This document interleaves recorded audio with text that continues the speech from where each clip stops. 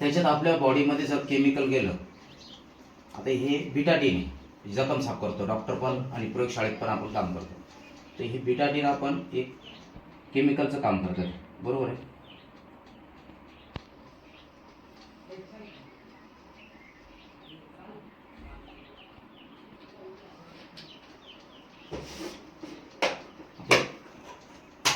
एवढं जर केमिकल आपल्या बॉडीत असलं तर आपले पार्ट खराबच होणार किंवा आपल्याला त्या पद्धतीनं आजार होणार. आपण आळशी बनतो, काम करत नाही, थकवा येतो आपल्याला, म्हणजे असं कामाचं इंटरेस्टच नसतं ना.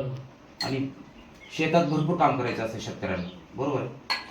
मग अशी जर बॉडी असली आपली तर आपल्याला न्यूट्रिशन जे अन्न खातो त्याच्यातलं न्यूट्रिशन जे घटक असतात, विटॅमिन्स असतात, ते आपल्याला भेटणार नाही, प्रोटीनही भेटत नाही का, केमिकलमुळे, बरोबर. मग आता आपण एक अन्न म्हणून आपल्या शरीरामध्ये एक तांदूळ आता अन्न आहे आपलं, बरोबर आहे. याचा कलर कसा आहे? व्हाईट. बस ना, व्हाईट, बरोबर. हे आपल्या बॉडीमध्ये घे, बरोबर. समजा आपल्या बॉडीत गेल्यानंतर त्या अन्नातून जे व्हिटॅमिन्स पाहिजे किंवा प्रोटीन पाहिजे, जे घटक पाहिजे आपल्या शरीराला गरजेचे, ते भेटले पाहिजे. तर ते भेटत का नाही? केमिकलमुळे, बरोबर आहे. तर ते केमिकल रिमूव्ह करण्यासाठी किंवा आपल्याला केमिकल नाहीसं करण्यासाठी, तर केमिकलचं तर आपल्याला भेटतं खायला. कसं झालं? ब्लॅक. म्हणजे याने काय केलं, जे केमिकल सगळ्या अन्नामध्ये सुद्धा ऍक्सेप्ट केलं, बरोबर. जे पाणी पण तसंच, रक्त पण तसंच, ऑक्सिजन पण तसाच केमिकलचा, आणि अन्न पण केमिकलचं धरून टाकलं. म्हणजे याच्यातले घटक आपल्याला भेटू शकत नाही आपल्या बॉडी, बरोबर. आपण जर समजा झोपातून उठल्यानंतर एक 15 ml चं झाकण आपल्याला घ्यायचंय झोपातून उठल्या काचाच्या ग्लासमध्ये, बरोबर आहे. आणि ते आपण घेतल्यानंतर एक आपण मोटरसायकलची सर्व्हिसिंग कशी करतो, जेणेकरून ती रस्त्यात बंद पडायला नाही पाहिजे किंवा ती रात्री बेरात्री आपल्याला घेऊन जायला पाहिजे, बरोबर. आणि ॲव्हरेज पण चांगलं दिलं पाहिजे. त्याच्यामुळं आपण तिची सर्व्हिसिंग करतो. पण आपल्या बॉडीची सर्व्हिसिंग करतो का? कोटी रुपयाचं शरीर देवाने आपल्याला दिलेलं आहे, त्याचं सर्व्हिसिंग आपण करत नाही. सारखी धावपळ काम असतं, केमिकलचं खातो किंवा आपण पण केमिकल तयार केलेलं असतं किंवा ते खाण्यात येतं आपल्या शेतातलं, किंवा बाहेरचं विकत आणलं तर आपल्याला विचारता येत नाही कोणाला का तुम्ही केमिकल मारलं का. हे सगळे केमिकल आपल्या बॉडीत गेल्यानंतर मग आपली परिस्थिती आजाराची होती किंवा आपण दवाखान्यात खूप खर्च करतो. मग अशा वेळेला ज्या वेळेस आपण आपल्या बॉडीत केमिकल असलं तर ते रिमूव्ह करायचं काम आपले आकाई सोना, म्हणजे ब्रँड प्रोडक्ट आहे.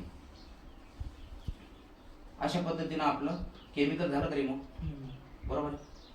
अशा पद्धतीने शरीर जर स्वच्छ केलं तर आपल्या कोणत्याही प्रकारचा आजार होणार नाही किंवा आपण तंदुरुस्त राहू आणि इम्युनिटी पॉवर पण चांगली राहील आपली.